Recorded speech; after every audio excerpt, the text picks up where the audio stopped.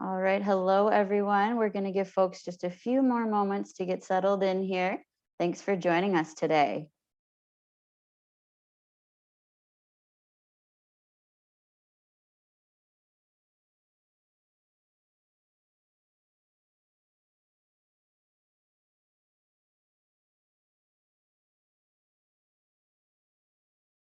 Hello again, everyone. We'll wait just another second here and let people continue logging in.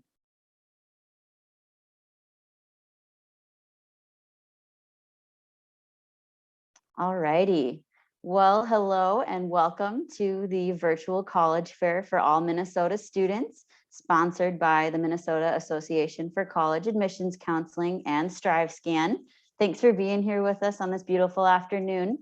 A few housekeeping announcements before we get started. You can use the Q&A button on your screen to type your questions to our presenters at any time. Your camera and microphone are both off, so the panelists cannot see or hear you. This is just one of about 20 different sessions that are happening this week. So be sure to check out the full schedule at mn-acac.org. And this presentation is also being recorded and it'll be available within about a week at that same website. So again, that's mn-acac.org. And now I'm going to turn it over to our presenters and they all are going to introduce themselves. Hello, my name is Tom. I'm a senior admissions counselor at the University of St. Thomas in St. Paul. Caitlin. Hi, my name is Caitlin Quist. I am the Assistant Director of Admissions at the College of St. Scholastica up in Duluth, Minnesota. Corinne. Hello, my name is Corinne Dillman. I'm an admissions counselor at Viterbo University in La Crosse, Wisconsin. Miles. Hi there, my name is Miles Juna, and I am the Assistant Director of Diversity and International Recruitment at St. Mary's University of Minnesota here in Winona, Minnesota. And I will pass it on to Tara. Hi, everybody. I'm Tara Malarkey. I'm a Regional Recruitment Director for Xavier University in Cincinnati, Ohio. And I'll give it to Amanda. Thanks, everyone. I'm Amanda Wallen. I'm your West Coast representative today. I'm Assistant Director of Admission and Coordinator of Athletic Recruitment at California Lutheran University. So it's a little earlier in the afternoon for me, and we're going to go ahead and get rocking and rolling. I'm going to start us off today. Thanks so much for joining us. Our focus today is affording a private college education. So first off, I'm going to sort of debunk some myths and clarify some things about the difference between public and private college costs. I think this can be really confusing for students and they can get a lot of mixed messaging. And so hopefully in our quick brief time together here today, we can clear some of that up. This slide, I apologize, is quite wordy, but really there's no other way to sort of break this down but to lay it out pretty plainly here for you. So I'll start with kind of the public because I think a lot of students might be more familiar with the public institutions in their areas, and they oftentimes get a lot more publicity from high school counselors and just sort of the general public because they are public and larger. So generally, public institutions, colleges are viewed as more affordable. They're funded by tax dollars and they're larger institutions, so they have a lot more students attending, and therefore sometimes, the larger amount of students attending, the less amount that tuition is going to cost. And many times there are often grants and things that are awarded to residential students of that state or that population to be set aside for this tuition cost at these public institutions. And I mentioned before sort of that high school counselors can play into this because if you generally are attending a public high school, they are going to likely tell you a lot more about public institutions, and not because there's a right or wrong way to do that, but likely because they want to mitigate the anxiety that students have about going to potentially a private college which seems more expensive, the debt levels and the loan options that are available. High school counselors generally want to ease families and students' anxieties about those. So you may often hear more about public institutions because of that difference. Additionally, I'll talk a little bit about being in-state versus out-of-state costs, especially because I am sort of the further option away from my colleagues here today on this panel in terms of distance, but typically it is less expensive if you attend a public institution if you are from that same area of residence or state. So as an in-state student, your costs are going to be less than if you are an out-of-state student, because an out-of-state student is not contributing to the tax dollars of that state. So I'll touch on it a little bit later, but for example, at Cal Lutheran, we have a scholarship opportunity that is for in-state and out-of-state students in comparison to public university costs within our state. So that's very vague. Like I said, I'll get into that a little bit later, but those are things to look out for if you are looking to apply to an in-state public institution or an out-of-state public institution.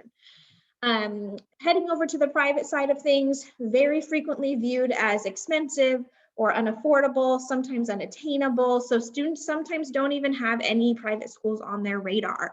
And I think that's because they don't know enough about the private institutions. And so one thing that I'll sort of debunk right off the bat is that private institutions often offer much higher financial aid packages. So that cost difference becomes much less sort of scary and daunting because, you know, as a private institution, they're more expensive, but if they're offering you a more sort of hefty financial aid package, that cost can sort of balance itself out. It can even surpass what you may be paying at a public institution. So those are things to look into and not to cross off when you're thinking about private education. Another big difference, and this is sort of touching on the return on investment in regards to private education, is the time spent that you are in attendance at a private school. So very, very frequently, most likely 100% of the time, you are going to spend less time at a private institution than a public institution. I can speak for that for the California residents in particular. So at a public institution, the majority of the time, you are going to be entering into an impacted major system. And so that would mean that you may very well likely be spending 5 to 6 years to graduate instead of 4. And at a private institution, you are very well going to be out in 4 years. And so to sort of break that down for you a little bit more, that means that even if a private institution is more expensive, you're spending less time there. And so the cost sort of balances itself out, because if you're at a public and even though it's less expensive, you're spending more time there. So the time spent is something that you want to take into consideration as well. Additionally, at private institutions, there are generally a large variety of scholarships that you can be awarded. Typically, most schools have merit-based or academic sort of performance scholarships that most students are considered for, but they do also have affinity groups, special interests, religious scholarships, depending on if you're applying to a private religious school. So those are things to keep in mind that can stack. So that's a word you'll want to keep in mind too when thinking of the private colleges, is asking if scholarships stack on top of each other. So for example, at Cal Lutheran, you could get a merit-based scholarship for your academic award, and then you could get a visual and performing arts scholarship for those endeavors as well, and that could stack on top. So make sure that you're covering all your bases when looking at the private colleges and the scholarships that they offer, because they oftentimes can play to your strengths quite well. The last piece I'll mention is the focus on the individual student success at the private college level. And so when you are working with admissions offices and financial aid offices, they are really tailoring a financial aid package to you and your family specifically. And they're able to do that because they have less of a student population to be doing this for.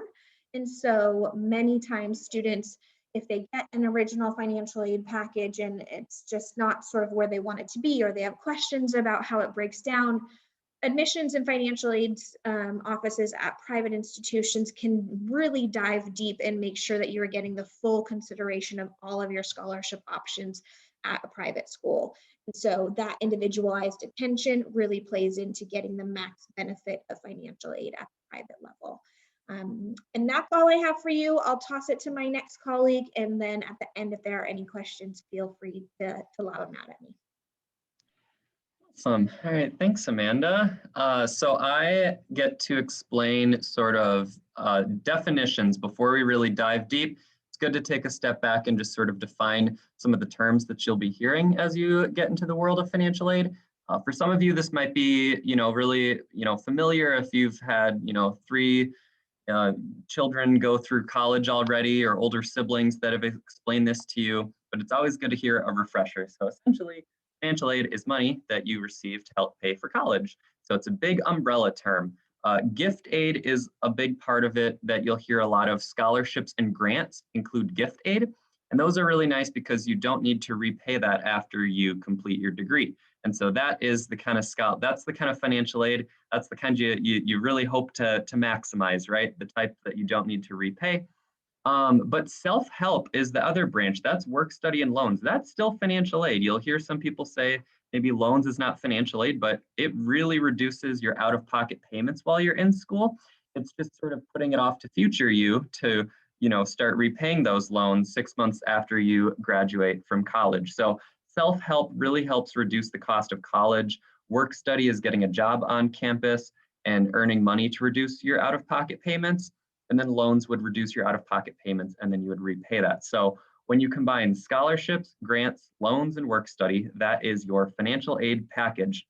And you basically take the total cost of attendance and you subtract out all of these things. And that's your net price. And that's what we'd really encourage you to focus on. That's what you've kind of been hearing as a theme already, is really focus on the net price. I remember going through the process over 10 years ago, and I remember really focusing on specific, just like the scholarship amount, and almost like comparing school scholarship offers and feeling like offended, like, oh, this 4-year state school only offered me like $500 and this school's offering me like way more than that. And like, I was almost like associating like the scholarship amount with how much the school like wanted me.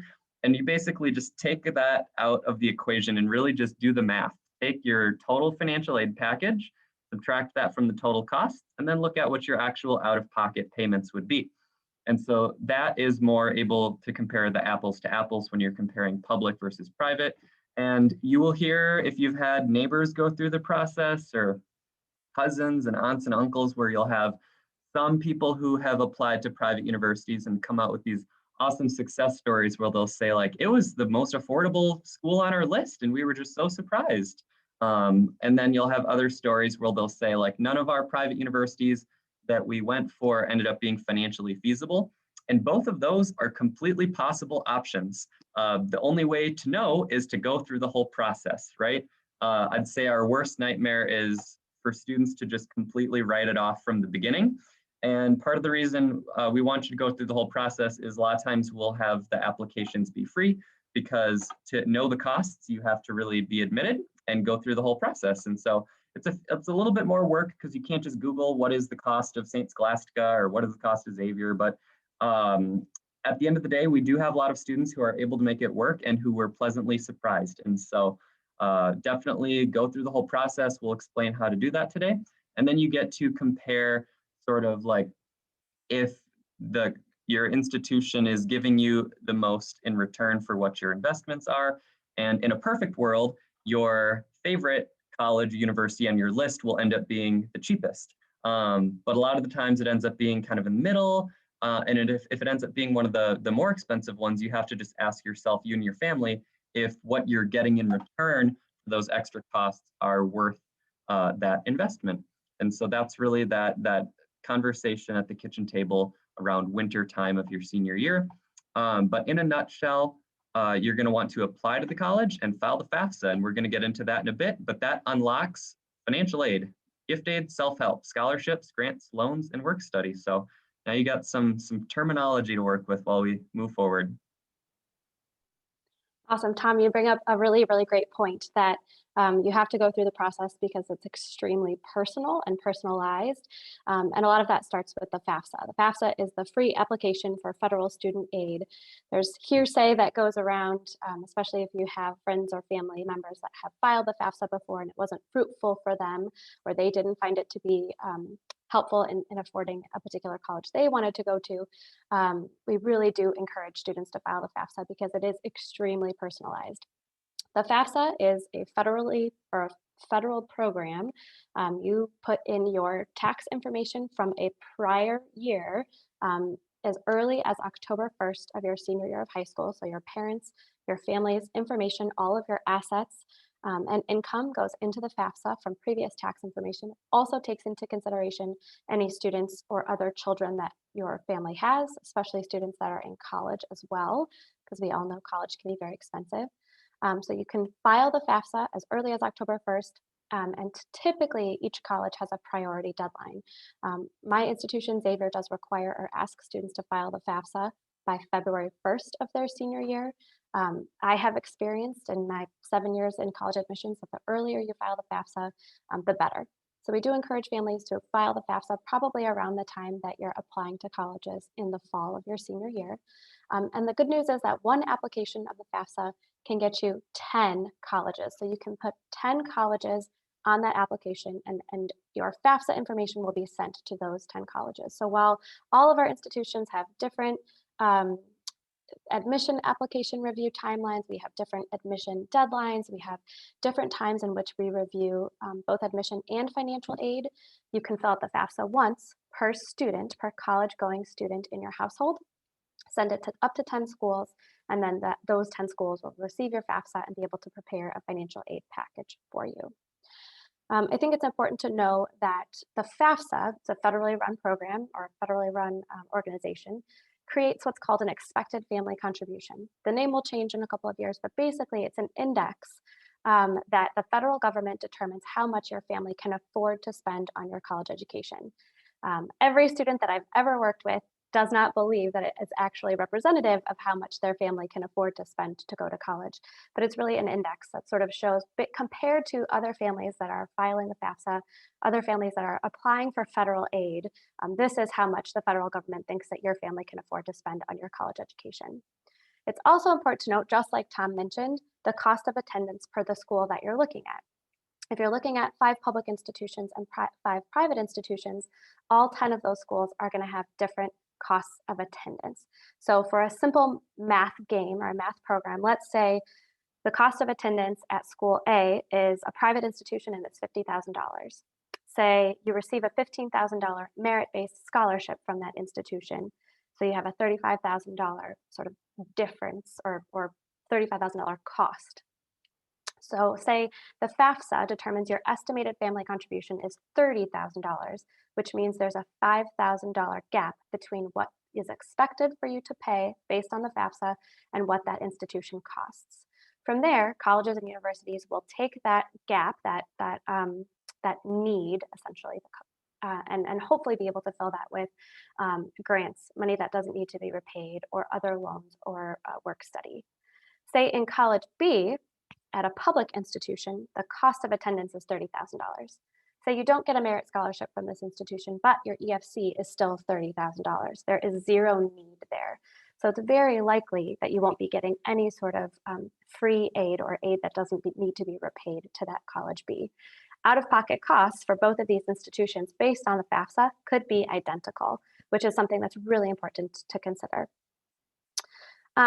Based on the FAFSA, based on your estimated family contribution, you could be eligible for loans, which could be federal direct loans or Parent Plus loans. Federal direct loans are typically loans that are taken out in the student's name, and Parent Plus loans are typically taken out in the parent's and the student's name. Those can help cover the cost of tuition or the gap in whatever it is that you can't afford to pay out of pocket. And currently, the loan rates for these federal direct and plus loans are between 2.75% and 5.3%, which are pretty significantly, or can be significantly lower than private loans that students and families might take out from their bank. Grants, like Tom mentioned, are monies that do not need to be repaid, and typically the FAFSA, the federal government, offers Pell Grants for students that have very high need. They might not be able to afford any money out of pocket to be able to afford their education. So they might be eligible for a Pell Grant. If you're eligible for a Pell Grant, you'll be eligible at every college or institution you apply to, though the loans might vary based on, or the direct loans should remain the same, but the loan amounts could vary based on the cost of attendance at each particular institution.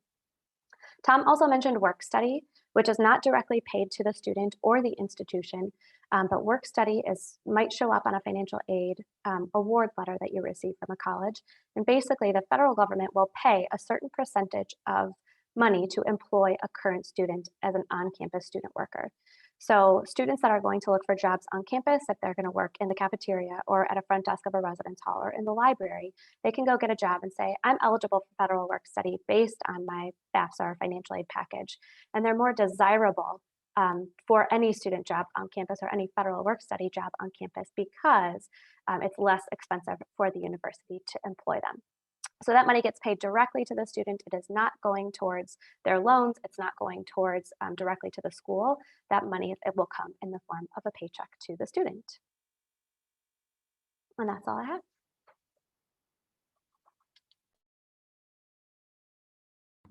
All right. Thank you. So the next thing we are going to touch on is scholarships. So scholarships is a fun one. There's a couple different ways that you can look for scholarships. And, you know, if you're a junior right now, I would encourage you to start looking soon. If you're a senior, for sure, start looking now. A few different ways you can look. So most colleges are going to have their own scholarships. So whether it's, like we mentioned earlier, academic scholarships, community scholarships, not athletic scholarships, club scholarships, all that kind of stuff. There's going to be different scholarships that you can apply for, and everyone does have different deadlines. So some might be in December, some might be in March. So I'd really encourage you to look on the websites now, start looking at some of the scholarships, see what does apply to you, and see what those deadlines are so you can start applying soon. Usually students are going to apply their senior year of high school. That will go into play for college starting freshman year. Local scholarships is another place that you can look. So I would really encourage you to start working with your school counselor, guidance counselor, career center counselor, whoever is in your school now. They are going to know what scholarships are in the area. They're probably going to have a list maybe on the website or maybe in their office of a good chunk of scholarships in your local community that they're going to encourage you to apply for. So I would definitely work with your school counselor, number one. Number two, look in your local area through foundations, businesses, churches. There's going to be a ton of different areas that are going to offer scholarships, as well as your parents' employer. Wherever your parents are employed could be a good opportunity. They might offer scholarships for their employees' children as well. So those are just kind of some local area scholarships. And then lastly, the state and national scholarships, these can be, you're going to be against more people. It's going to be a larger pool of people that you're against, but they can definitely be worth it if you're really looking for scholarships that fit you. I've seen as specific as like if you're a left-handed piano player, there can be super specific scholarships. So like if there's something unique to you, Google it, find if it's perfect for you, never pay a fee.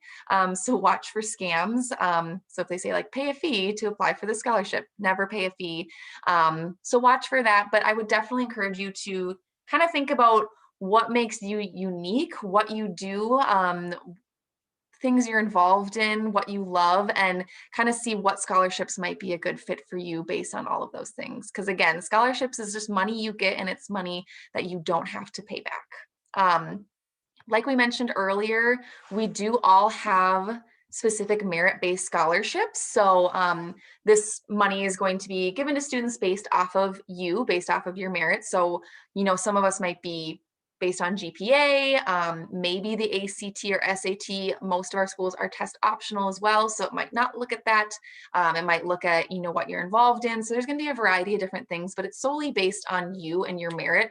This isn't based on need at all. So that's going to be more of the FAFSA side of things. So you can see the range here. Everyone has a different range of their scholarships, but keep in mind, these might look different, but our tuition is going to be different as well. So kind of like what Tom mentioned earlier, I know I was looking at 2 private schools and one gave me a much larger scholarship. However, their price was much higher. So it ended up pretty much being even. So make sure to take a peek at that too. But, it is nice to see that a lot of these scholarships range pretty high, and they are fully renewable all 4 years as well. The last thing I just want to touch on briefly, and I don't know if everyone just wants to maybe say a quick comment about their specific scholarship. We just all threw on like an example or two. Again, if you go onto any of our websites and go on a scholarships page, there's going to be a list of all of them. The one that I decided to kind of touch on the most is our leadership and community building scholarship. It's for students that are, they're really involved in the community. They've had some sort of leadership, whether it's in athletics, whether it's through volunteer work. So if that's something that you can see yourself being a good fit for, it ranges up to full tuition scholarship. So that's just one of our many scholarships that I wanted to touch on. But Amanda, I don't know if you wanted to touch on yours as well.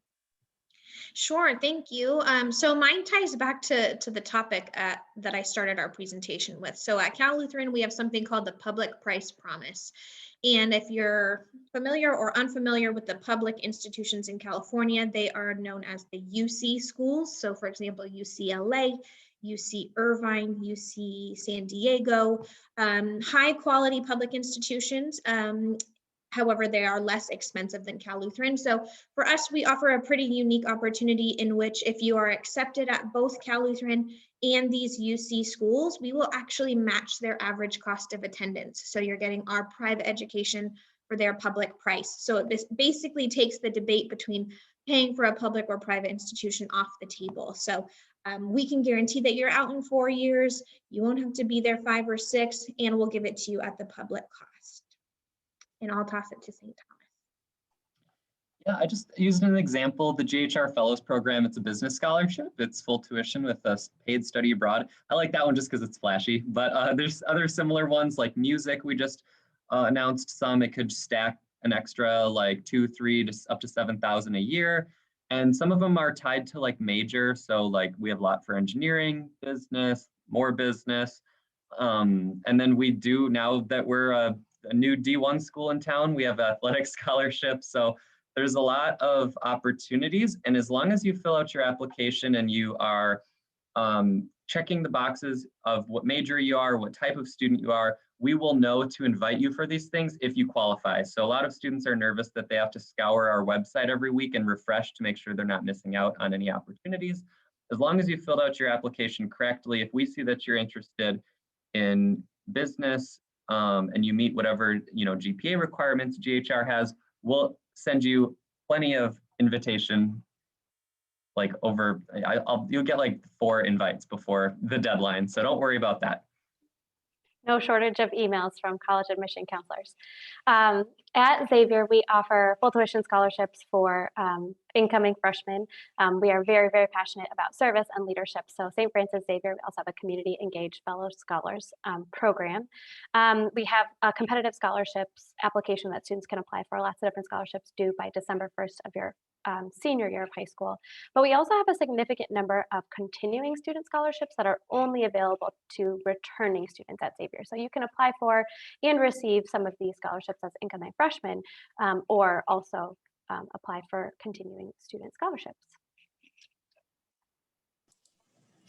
At Viterbo University, we offer tons of scholarships. We have a 1 scholarship application that applies to 450 scholarships. So we'll find everything that you're eligible for, and that can range from $2,000 to full tuition. We are also able to offer athletic scholarships. We have a great fine art program here that offers scholarships, as well as nursing scholarships and up to full tuition for a health science scholarship.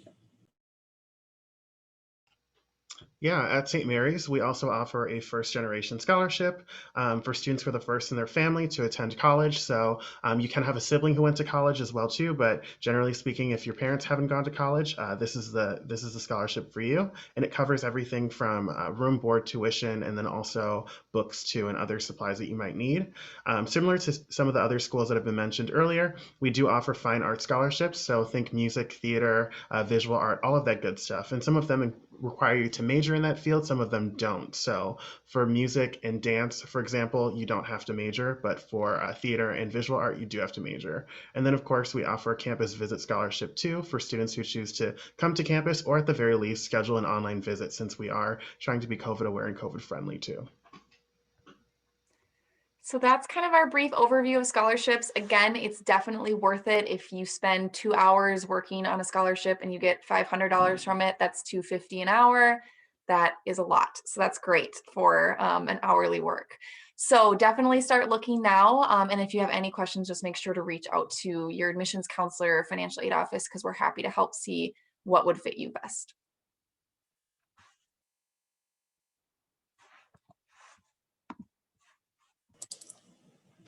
I think I'm next. Okay, we're going to talk about timeline. So as my colleagues mentioned, FAFSA and scholarships are great ways to help pay for your private college education. We just need to make sure that you're keeping track of important dates and creating a timeline, making sure you're meeting those deadlines so you can get up to the full amount of money available. So the FAFSA application will open each year on October 1st. That's a really important day. So that means your application for the 2022 to 23 academic year opens this October. There's no race to get it submitted that day, but it is important to start thinking about when you're going to submit that. Each school has their own priority deadline for submitting the FAFSA, so make sure to ask each school or look on their financial website for their specific deadline. I know Viterbo University is also February 1st. Submitting it by that priority deadline will let you receive the most amount of money that you're eligible for based on the institution's financial aid. So keep in mind, most schools have different deadlines. So while you are looking at different schools, write those dates down, keep them in mind. There's also a federal deadline to submit your FAFSA, and that is June 30th. So that means you will no longer be able to submit your FAFSA application or be eligible for aid after that date. So make sure you submit it before that. Lots of scholarship opportunities, as we talked about, but making sure that you're submitting it before that date or the money may no longer be available. So make sure you ask each school what their deadlines are, asking admission counselors what their deadlines are. They definitely know that deadline date. Many schools offer hundreds of scholarships. So like I said, we have 450 available, but you have to get them in by that deadline. So also next, something to keep in mind is that you will receive your financial aid award from each school with scholarship, grants, and loans. This is a great time to compare the cost of attendance with all the schools that you're applying for and considering, but make sure you're keeping those dates in mind and letting the school know where you're going to pursue your college career. Most schools usually want to know, I know we want to know by the beginning of May in order to keep that financial aid for other students. So once you're at the school, you're at your private university, when will you receive those financial aid funds? Those college aids are usually dispersed typically around sometime between 10 days before classes start and 30 days after classes start. Those will be applied to your student account. So my tip for you all is to plan ahead and know when scholarship applications are due, when those priority deadlines are. So keep a calendar of all your deadlines of the schools that you're interested in, so you can get as much money as you're eligible for. So as Tara mentioned in the beginning of the presentation, the earlier submit these applications, the better. It's never too early to start researching, never too early to start asking about those dates, even if you're a sophomore or junior. And I encourage you to begin submitting these applications the fall of your senior year. So you've heard us kind of talk about all the different processes and steps that it takes to pay for college and also know exactly what you're going to be spending. But the big thing that you really need to know is that financial aid offer letters are kind of your best friend as far as payment goes and as far as knowing how much things are going to cost. So your financial aid offer letter usually comes in the mail. Sometimes it's sent to you by email or by other means too, sometimes both. But it's important to understand the important numbers. So the final cost to you, that can be your cost out of pocket, that can be cost of attendance, all of that good stuff. Now, we're 6 different universities, so obviously our letters are going to look a little bit different. However, we try to use the same kind of jargon so that you at least understand generally what we're talking about when we talk about things like grants and scholarships versus loans or work study and things like that. So please look at those costs and things like that. Usually they're broken down pretty evenly and show you what you'd be spending or what would be allocated towards each semester. So if you're a 2-semester system school, it'll show you that your financial aid is broken in half essentially for a full year. And then you can also factor in things like loans if you want to take those out. Again, they're optional. They're one tool among many that you can help pay for school with, but they again are not mandatory. So it's really important for you to be able to sort of parse out that and know the difference between what it'll cost out of pocket if you do take out loans versus what it'll cost out of pocket to you if you do not take out loans. Look for and tackle other required materials. So if you get flagged for verification, I promise you didn't do anything wrong. You didn't commit any sort of a fraudulent act. It just happens randomly and it causes a lot of panic for some people. So if you are flagged for verification, usually a financial aid office will reach out to you and say, hey, you've been flagged for verification. Please submit these other documents to help us verify that that these are the financial things that are on your FAFSA. So that's something that you're going to have to do. Also, remember a small tip is that if you are serious about 1 or 2 schools or maybe 3 schools, you only have to fill out verification for the place that you're essentially going to attend. You don't have to do it for the 10 schools that you sent FAFSA to. So it kind of alleviates that work or maybe that tension that you're worried about too.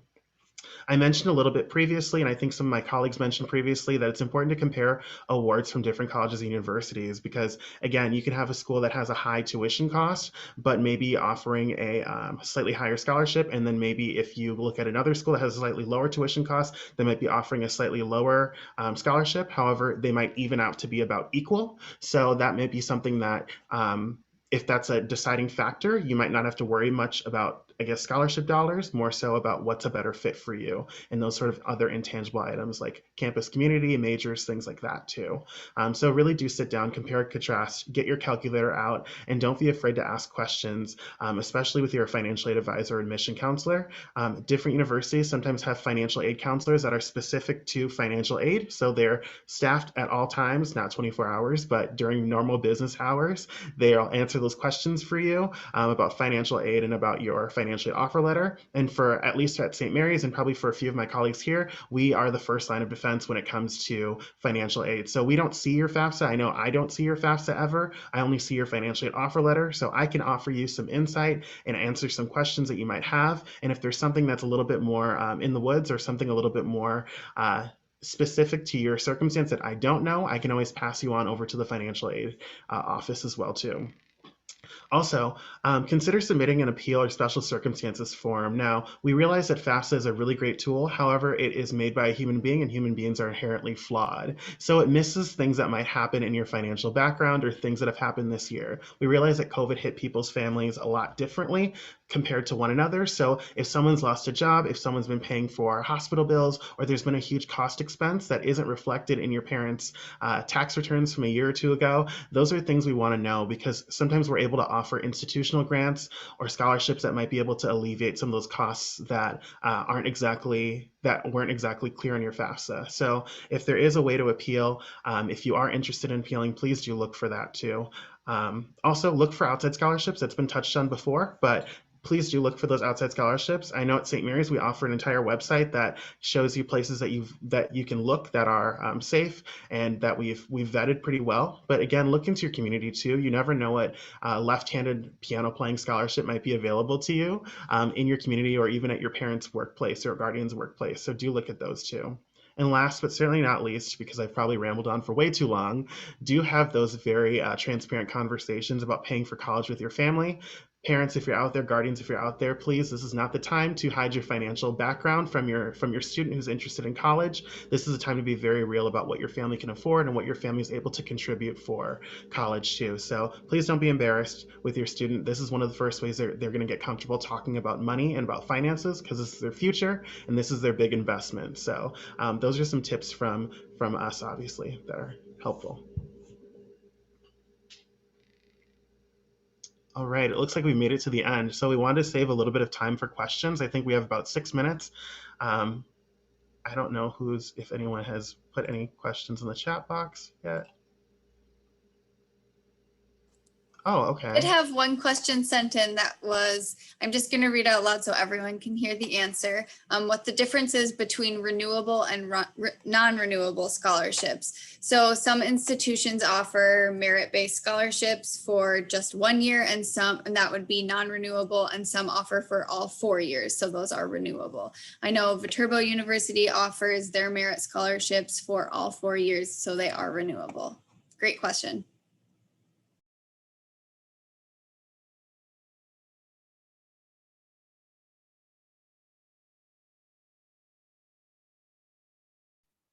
Anything else?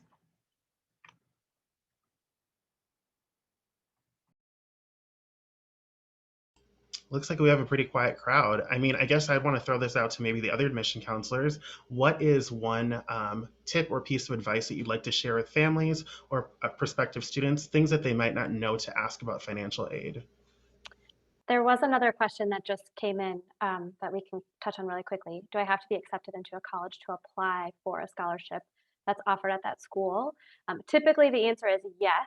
You do have to apply. Some institutions, at Xavier specifically, you can apply for scholarships and admission at the same time, but you cannot apply for scholarships first. That's a really good question.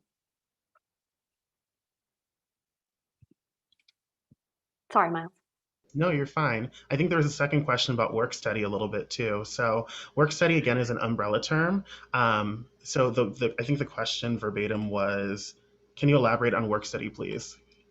Great question. So work study is something that you can, if you qualify for work study from the federal government, you can find a work study job on campus. And again, work study is an actual job. So it's not like you showing up at the library, doing your homework for an hour, and then clocking that in as work. So that is something to keep in mind too. There's a variety of different jobs that vary by campus. So you might be working for a department on campus. You might be working at the library. You might be working in some sort of office on campus or doing something for the athletic department. It really varies. So really do keep your finger on the pulse of what's happening on campus. And if for some reason you don't qualify for work study, there are tons of jobs on campuses for the most part that do not require work study. So you're not out of luck.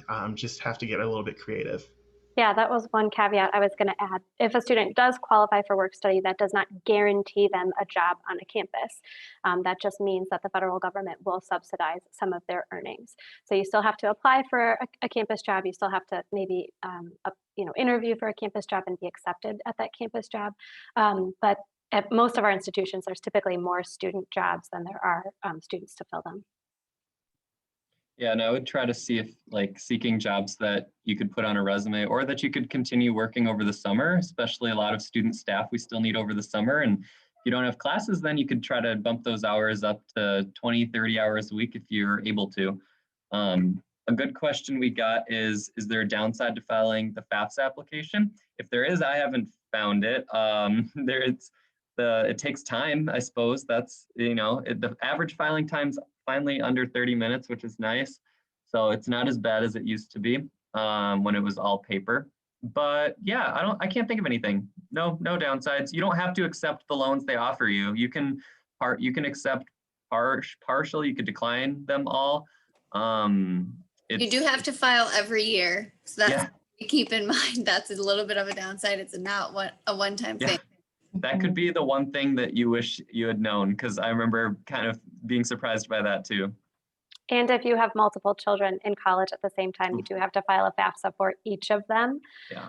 But if you have 2 children in college at the same time, it splits your EFC in half, or 3 children in college, your EFC is in thirds. So those are probably some people would view as downsides. I would say you never know what you're going to get unless you try. So, we get from a lot of families that they don't want to file the FAFSA. It's not worth it to them, and that's fine. But I do think that you do never know until you try, and you might receive things that you're not sure of. So yes, I guess I would hear the biggest downside is that it takes time, but it's under a half hour, so I don't think it's too bad. Yeah. I would also add to, this isn't really a downside, but if you are somebody who is undocumented or documented, then you might not have access to the FAFSA, obviously. So there are other means within institutions to help you sort of get that aid that you might need. I know here in Minnesota, you are able to qualify if you apply. You can get the Minnesota Dream Act, which you can take to any Minnesota school and use that towards your tuition. So yeah, it's a different experience for people who are documented or undocumented. But again, your admission counselor and your financial aid staff are really happy to answer those questions too, and it's nothing to be embarrassed of. Lastly, I would say if and when you do decide on a particular school and you accept your financial aid package, continue your sophomore, junior, senior year to look for further scholarship opportunities. I know at our institution in particular, we do have scholarship options that are only available for continuing students. And so you can continue to add on to your total financial aid package and just keep your eyes open as you progress through your college experience.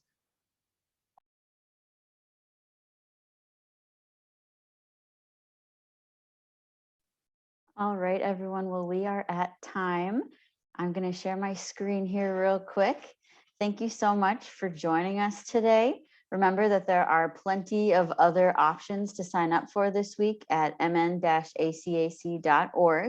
And then you'll also receive a survey when you close this window. It'll be about 4 questions, so it's pretty short, and we appreciate any feedback that you can provide. So remember to watch for the recordings in about a week, and thank you again for coming today.